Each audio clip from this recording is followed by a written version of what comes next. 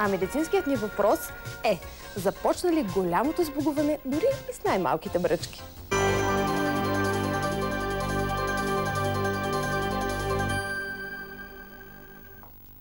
Естествените повтарящи се движения на лицето са причина за появата на първите бръчки. С времето обаче кожата се свива и вече не се отпуска. Така се образуват трайните бръчки.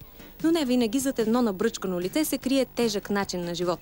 Защото част от бръчките се предават по наследство, други са свързани с особеностите на характера, а трети предупреждават за здравословни проблеми. Мария Иванова завършва рехабилитация в Медицинския университет в София. Има стаж в рехабилитационното отделение на Университетска болница Царица Йоана и СУЛ. Член на изпитната комисия за козметици към Камарата на занаятите. Заедно с сина си Петър Иванов, студент по медицинска козметика, работят в медико-козметичен център.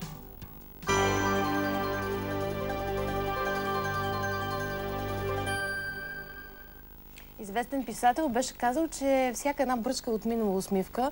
Днес май искаме да се усмихваме повече, пък въобще следите да не остават. Шегата на страна, разбира се, но за повечето от нас е важно как изглеждаме, защото самочувствието ни дава здраве. Какво правите в момента? В момента се извършва една процедура, така я нарекохме лифтинг без скалпел. Стимулират се отделни мускули и по този начин се моделира овала на лицето. Кои мускули точно се стимулират? Между другото, брадичката трепва тук. Това от последните стимуланти. Реакция, да, абсолютно нормална реакция. Аз ще отстраня електродите и ще помоля модела да направи същото движение. Можеш ли? Не. Не може. Не може. Това е стимулация на второстепенната мускулатура, тъй като главната отнема функциите на второстепенната и тя става мързелива, ленива. И вследствие на това се образуват наистина бръчките и увисването на кожата. Колкото и грубо и грозно да звучи. Добре. Как да се усмихваме повече и да не ни личи? Такава рецепта ще ни напишат днес Мария и Петър Иванови, а вие може да задавате въпросите си още сега.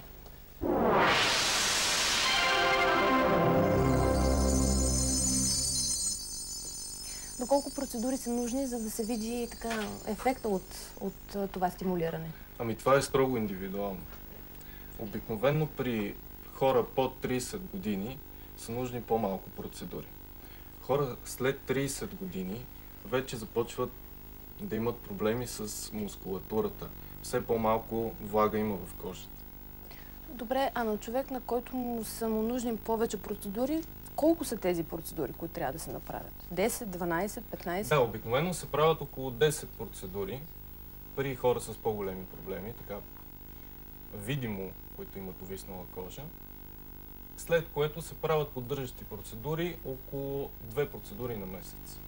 Но говорим за хора, които са над 40 години. Пациент усеща ли болка?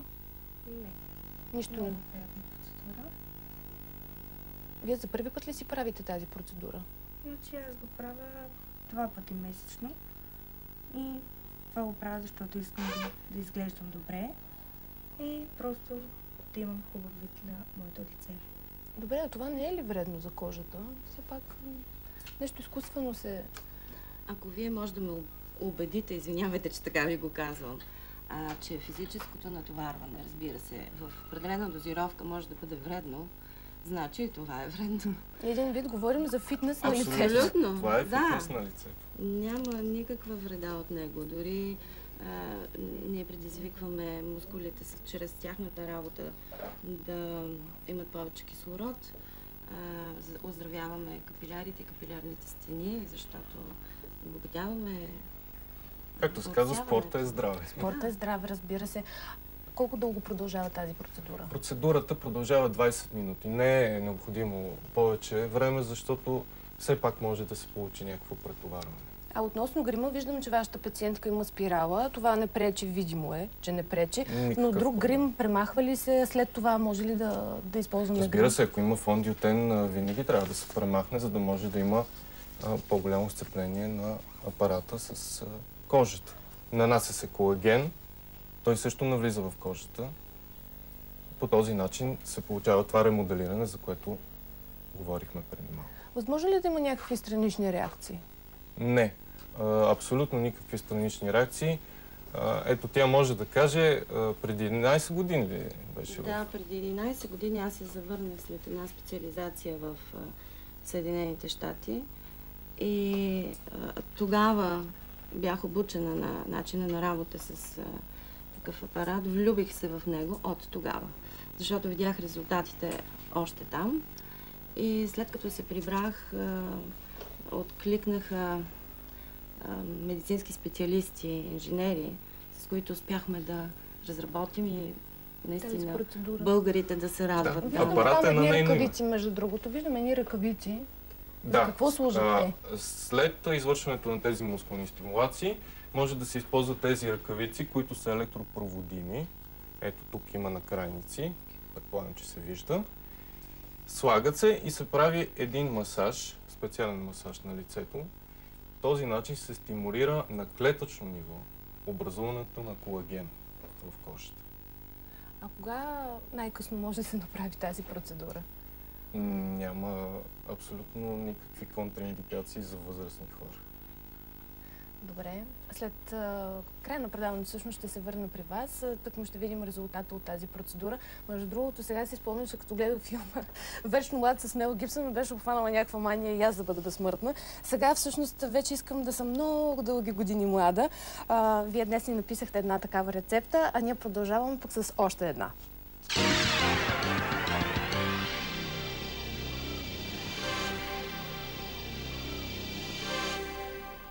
Мария и Петър Иванови, приключихте процедурата, обаче веднага включваме зрители на телефона. Добро утро! Паднали са зрители да ми казват. Добре, в крайна сметка виждаме финала на процедурата. Да. Какво точно се случи през тези 20 минути, които ние бяхме свидетели първите 5? За тези 20 минути стимулирахме мускулатурата, активирахме лимфотока, чрез който се изхвърлят токсините и вследствие на това кожата е много по-свежа и бистра. Да, забелязвам, не знам дали се... Да, не знам дали се вижда на екрана, но да, кожата е по-свежа и бистра. По-нахранена е по отношение на хидратация. Исках да кажа това, че ако го комбинираме с хиалуронова киселина, т.е. като подложка, но имаме хиалуронова киселина, след това първо хиалуронова киселина, колагена. Да, то може и в коктейл да се направи. Тогава ефекта, това разбира се препоръчва вече при по-зрели дами и кожи, подпомагаме влагата в кожата. А всъщност колагена и влагата са причините кожата да се начупи. Аз не обичам да казвам бръчка, защото американците казват fine lines. Добре, ще го спомня. Да се начупи, звучи ми добре. След тези процедури, да речем 10, 15 или 20, в зависимост от клиента. Да, строго индивидуално. Строго индивидуално, както казахме. Трябва ли да се спазва някаква специална диета за бръчки? Кавички, разбира се. Не бих казал, че някаква специална диета трябва да се спазва. Много важно е при тази процедура, че мускул има памет. Тоест, един спортист, дори привършил своята кариера. Разбрах. Просто включваме веднага зрител на телефона. Да. Мускул има памет. Добро утро! Добър ден! Аденова съм от София. Бих искала да попитам как става индивидуалният подбор на параметри, продължителност на процедурата и какъв е обективният критерий за подобряване състоянието на кожата след процедурата. Много бърз отговор. Да, има потенциометър, с който може да се регулира, но във всички случаи правим първоначална диагностика, за да видим кои мускули страдат, кои трябва да се активират и на какво да наблегнем. Също така, ако искаме да ремоделираме или да оформяме скули, в този случай работим също предимно в тази зона, но не прекаляваме, защото има един много мъничък момент, в който може да се получи преумора на мускула. Да се прекрачи границата. Благодаря ви. Това беше. Благодаря ви за това гостуване. След секунди редовната ни рубрика. Благодаря на лекаря, който ти е помогнал. Вие може да благодарите сега.